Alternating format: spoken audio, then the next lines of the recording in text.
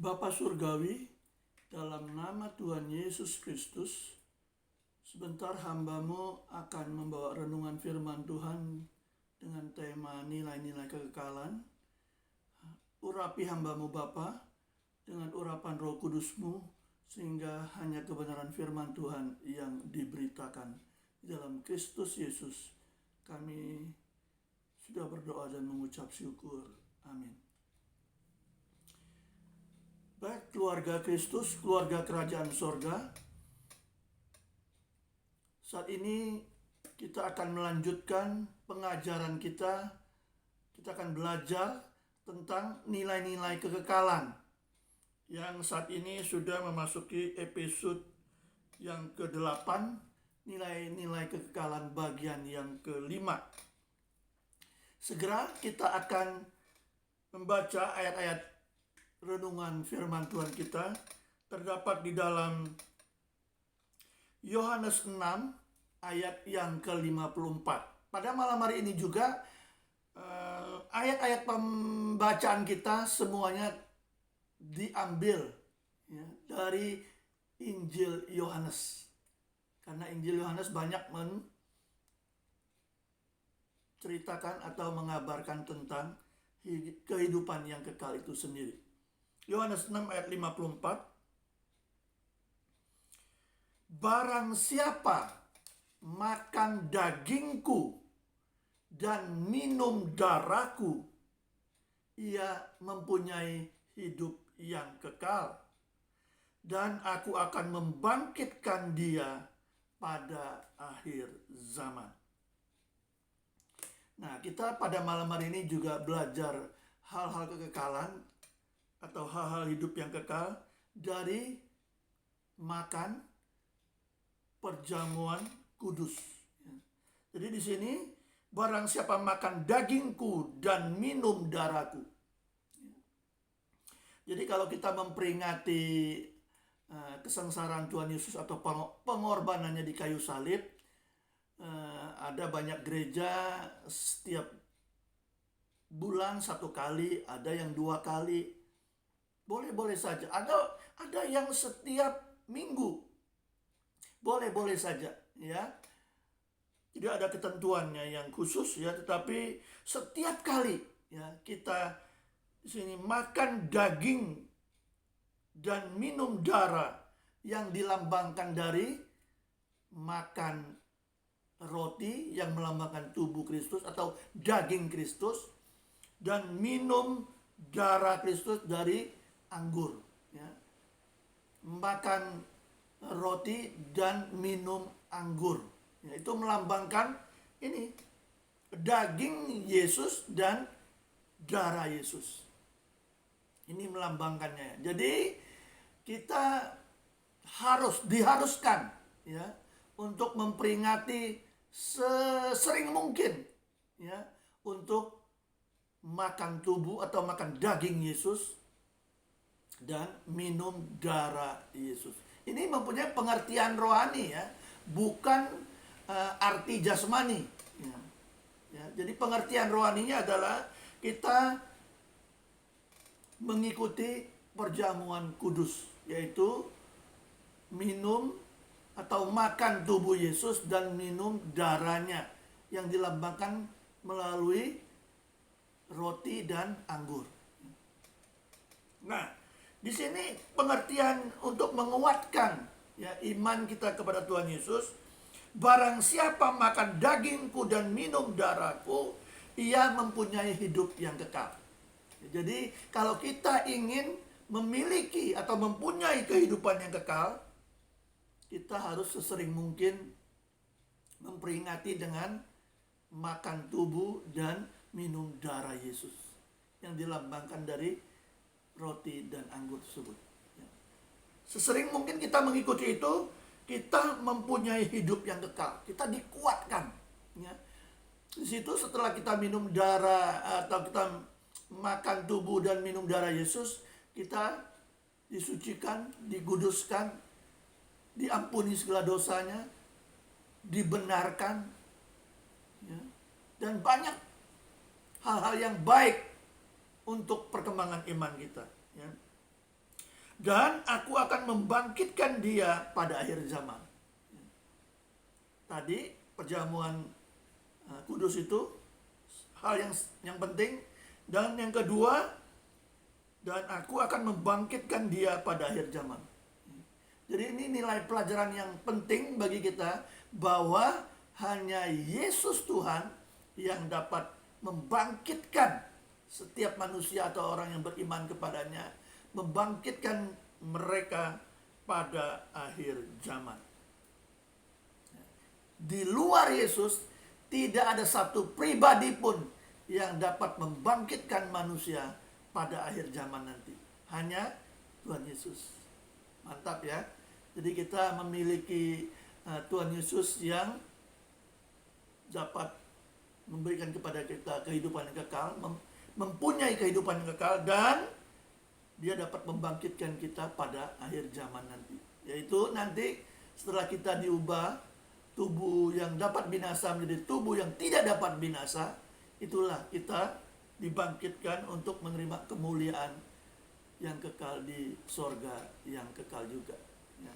Jadi ini adalah pengajaran-pengajaran yang penting bagi kehidupan kita, sehingga iman kita tetap kuat di dalam Kristus Yesus. Ayat selanjutnya,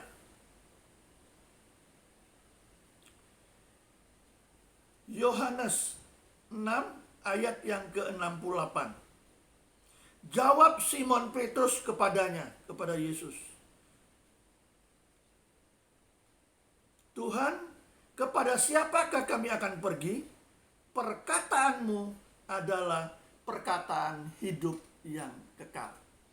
Nah, kalau kita baca ini judul perikopnya itu adalah murid-murid yang mengundurkan diri di Galilea.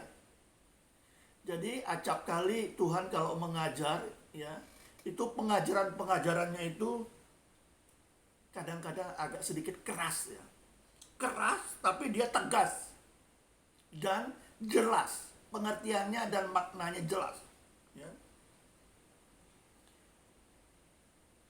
Memang ya, kalau kita mengajar kepada siapapun, terutama kepada orang-orang yang sudah percaya maupun yang belum percaya, yang sudah percaya ya, itu bukan lagi pengajaran-pengajaran yang lunak. Makanan kita bukan bubur, ya, atau makanan-makanan yang lunak, tetapi makanan kita adalah makanan yang keras. Ya, jadi pengajaran dari hal-hal rohani di dalam Kristus Yesus seringkali harus keras, tegas, dan jelas. Karena Tuhan Yesus seringkali mengajarkan kita tentang kata-kata di dalam firman-Nya atau sabdanya adalah sesungguhnya. Sesungguhnya. Jadi sungguh-sungguh. Ya, Yesus itu kalau ngomong itu tegas, sedikit keras, dan jelas pengertiannya, ya. Jadi kalau dia sedikit keras dan tegas, itu akan membuat orang tidak kuat kalau tidak atau masih bayi rohani. Jadi perlu ketegasan dan sedikit keras untuk menyampaikan renungan firman, tapi mempunyai makna yang jelas, pengertiannya jelas, ya, tentang hal-hal kehidupan yang kekal ini. Nah, pada waktu Tuhan Yesus mengajar murid-muridnya, Tuhan Yesus karena pengajaran itu agak sedikit keras, ya, kepada murid-murid atau kepada orang-orang yang mendengarnya, Tuhan Yesus sampai berkata begini, apakah dengan perkataanku ini akan menggoncangkan imanmu? Ya. Bisa menggoncangkan iman kita. Karena di sini tadi perikopnya adalah murid-murid yang mengundurkan diri dari Galilea, di Galilea, mendengar pengajaran Yesus yang sedikit keras. Jadi kalau nggak kuat ikut-ikut Tuhan, ya kita bisa mundur. Kenapa? Karena pengajaran Yesus itu pengajaran-pengajaran yang dewasa, yang keras, yang tegas. Ya, ya, tidak, gitu, ya. Itu pengajaran Yesus. Jadi dia bertanya kepada murid-muridnya, terutama kepada 12 muridnya, apakah engkau tidak mau pergi juga setelah banyak orang mengundurkan diri tersebut? Ya. Simon menjawab dengan mantap ini, ya. Jawab Simon Petrus kepada Tuhan, kepada siapakah kami akan pergi? Perkataanmu adalah perkataan hidup yang kekal. Beberapa waktu yang lalu kita juga, saya juga sudah memberikan penjelasan tentang segala perintah-perintah Tuhan Yesus adalah kehidupan yang kekal. Ini ada lagi nih, ya.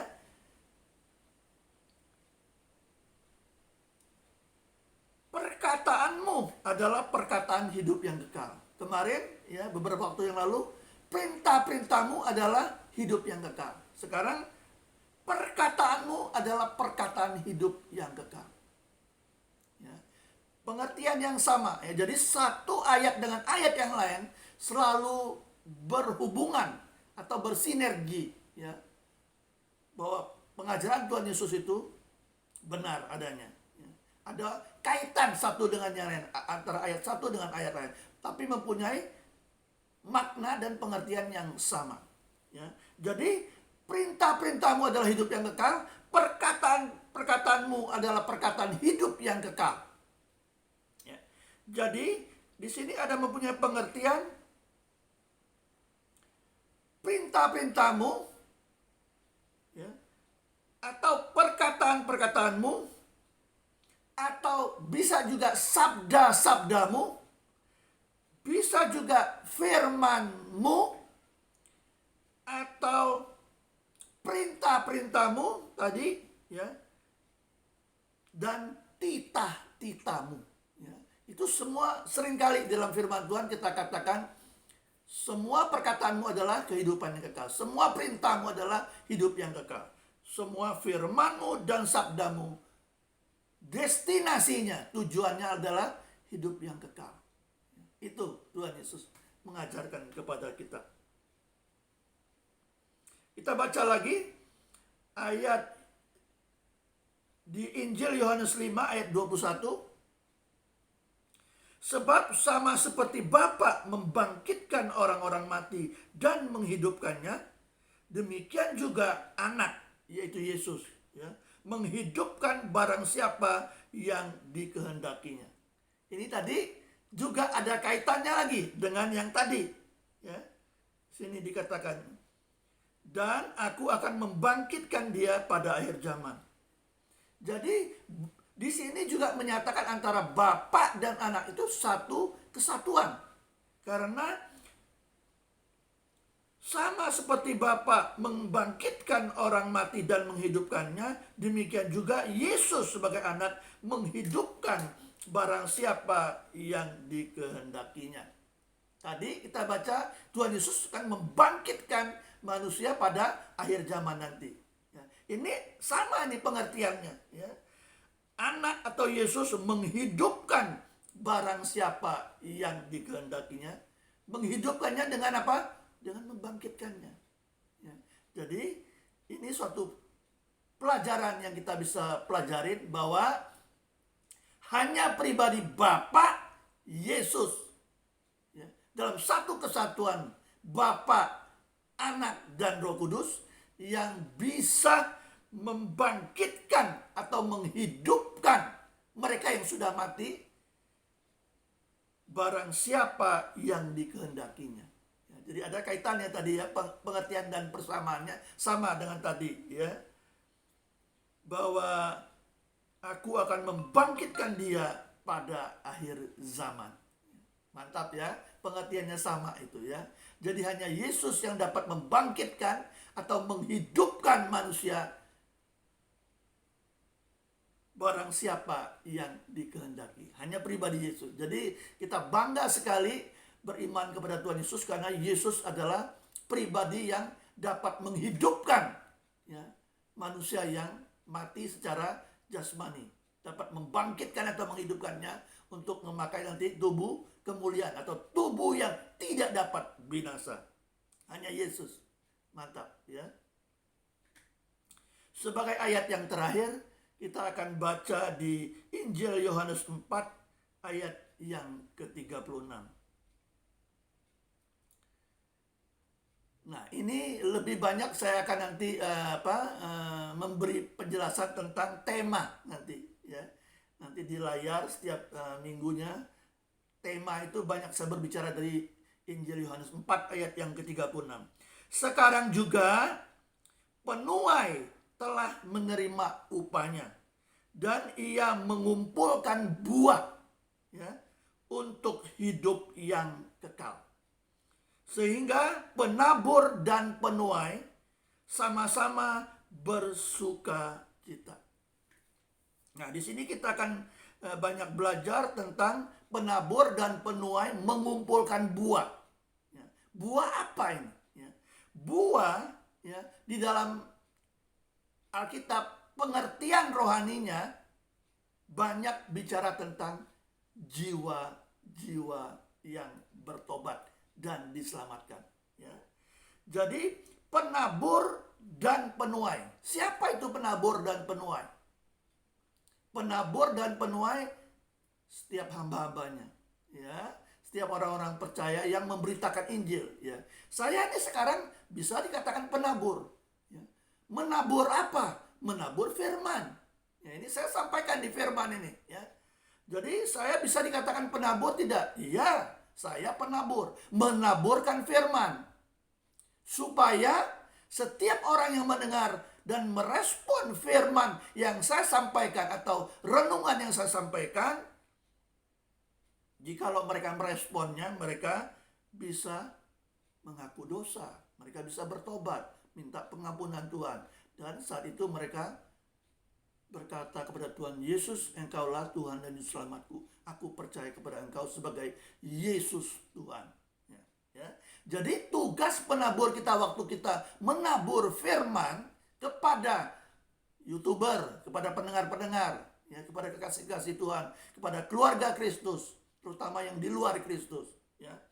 Kita saat ini menabur firman untuk mengumpulkan buah-buah, ya, mengumpulkan buah. Buah tadi saya katakan berbicara tentang jiwa-jiwa yang bertobat. Kita akan mengumpulkan sebanyak-banyaknya, seberapa yang di luar sana membuka hatinya, merespon firman Tuhan.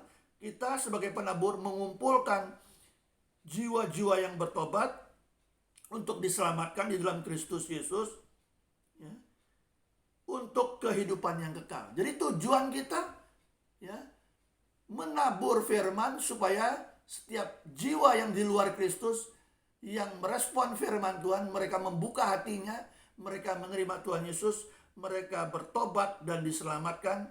Kita kumpulkan itu, ya, buah-buah atau jiwa-jiwa yang bertobat itu untuk satu kehidupan yang kekal nanti. Wow, ini ya tujuannya mulia ini sebetulnya, ya, karena Tuhan mau supaya kita sebagai penabur dan penuai, ya, mengumpulkan, ya, buah-buah atau jiwa-jiwa yang belum bertobat, yang di luar Kristus. Kita kumpulkan mereka, ya, supaya pada waktu mereka bertobat itu adalah buah-buah pertobatan atau buah-buah pelayanan, ya, kita di dalam Kristus Yesus. Jadi kita sangat bangga kalau ada jiwa yang bertobat, ya, dan merespon firman Tuhan, menerima Tuhan Yesus, mengaku Tuhan Yesus sebagai Tuhan dan Juru Selamatnya. Bukan kita saja yang bangga, malaikat-malaikat di sorga bersorak-sorai, satu jiwa diselamatkan di dalam Kristus Yesus. Jadi saat ini kami sebagai penabur menaburkan firman Tuhan. Tapi di sini bisa dikatakan pada waktu penuai, ya, mengumpulkan, ya, benih-benih firman Tuhan itu untuk diberitakan, atau untuk dikabarkan, disampaikan, diberitakan kepada setiap pendengar, ya. Sekarang juga penuai itu telah menerima upahnya. Ya, jadi kita hidup di dalam melayani Tuhan, pasti upahnya itu ada. Jangan ditanya, ya. Kita tidak perlu tanya kepada Tuhan, apakah upahku dalam memberitakan Injil. Nggak usah tanya. Kamu sudah mendapat upahnya, kata firman Tuhan ini. Ya, sekarang juga penuai ya telah menerima upahnya. Di sini juga sehingga pada waktu mereka mengumpulkan buah untuk hidup yang kekal itu, sehingga penabur dan penuai yang sudah menerima upah tadi sama-sama bersuka cita. Ya.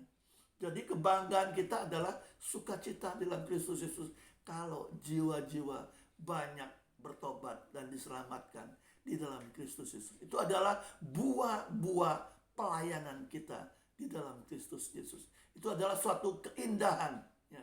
Suatu pelayanan yang kita rindukan, banyak jiwa diselamatkan. Malaikat-malaikat di sorga bertempik sorak, bersorak-sorai untuk memuliakan nama Tuhan apabila ada satu jiwa yang bertobat dan diselamatkan. Sebab itu kami sangat terus akan memberitakan Injil Kristus, karena ini adalah amanat agung Tuhan. Ya, pergi, ya, beritakan Injil, saksikan kepada dunia, kepada segala bangsa, kepada segala makhluk, kepada semua orang, supaya mereka diselamatkan di dalam nama Tuhan Yesus Kristus. Itu adalah tugas setiap hamba-hamba Tuhan, pelayan-pelayan Tuhan, atau anak-anak Tuhan yang sudah diselamatkan, supaya sukacita kita menjadi penuh apabila kita yang menabur benih firman Tuhan, dan kita juga menuai jiwa-jiwa yang sudah bertobat dan diselamatkan di dalam Kristus Yesus. Tentunya mereka akan dibangkitkan nanti pada akhir zaman untuk menerima kehidupan yang kekal.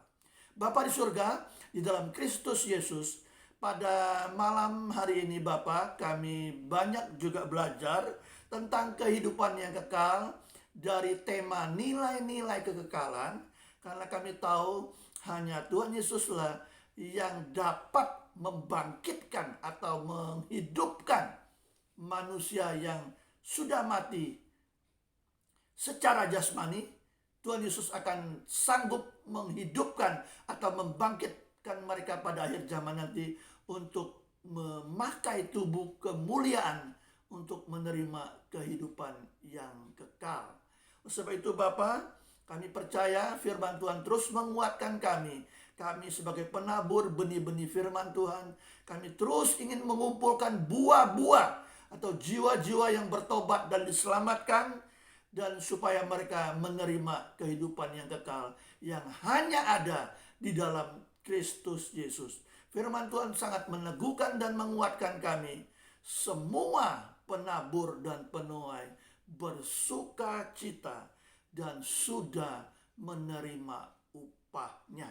Karena Tuhan tidak mau berhutang, Dia terus akan memberkati dengan upah-upah yang berkelimpahan di dalam Kristus Yesus. Bukan hal jasmani saja, tetapi hal-hal rohani, di mana banyak jiwa-jiwa yang bertobat dan dimenangkan buat kerajaan surga. Segala pujian hormat kami bagimu Bapa, di dalam Kristus Yesus kami sudah berdoa dan mengucap syukur. Amin. Baik, keluarga Kristus, keluarga kerajaan surga, seluruh pendengar YouTuber yang saya kasih dalam Kristus Yesus, sampai di sini dulu perjumpaan kita untuk episode yang ke-8 dari tema nilai-nilai kekekalan bagian yang kelima. Kita akan berjumpa lagi pada minggu yang akan datang di episode yang ke-9 dengan tema nilai-nilai kekekalan bagian yang ke-6. Dan tentunya kami terus mengharapkan respon daripada Bapak Ibu atau pendengar-pendengar YouTuber untuk tetap like, share, komen, dan subscribe Berita Injil channel ini supaya tetap eksis, memberitakan dan menjamu pendengar-pendengar dengan kebenaran firman Tuhan yang lezat, makanan-makanan rohani yang bervitamin, bernutrisi, bergizi tinggi, yaitu kebenaran firman Tuhan yang dapat memberikan kekuatan dan memberikan makanan-makanan rohani yang bermutu tinggi. Kita akan berjumpa lagi. Tuhan Yesus memberkati seluruh pendengar. Salam damai sejahtera. Tuhan Yesus memberkati kita semua. Shalom.